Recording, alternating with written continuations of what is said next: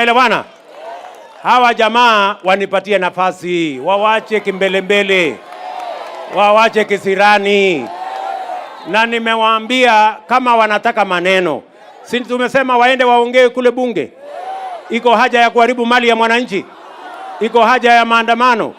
Iko haja ya kuharibu biashara ya watu? Si wapeleke maneno bunge? Ama ni aje?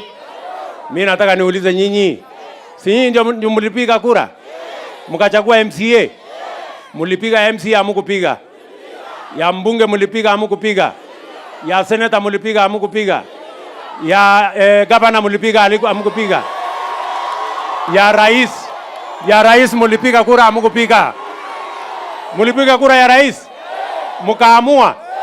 Sasa mbona wanalalamika ya rais? Hawalalamiki ya MCA, hawalalamiki ya mjumbe. Mimi nataka niwaulize, mimi ninakaa mtu ya kutishwa kweli? Ati wanifanyia maandamano? Watu hawajui maneno.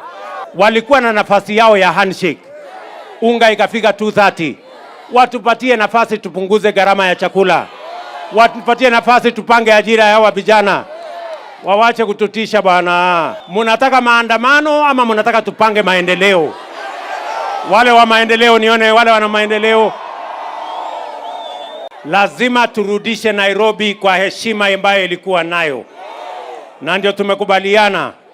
And I want to thank the governor of Nairobi kwamba hii Nairobi lazima tusafishe.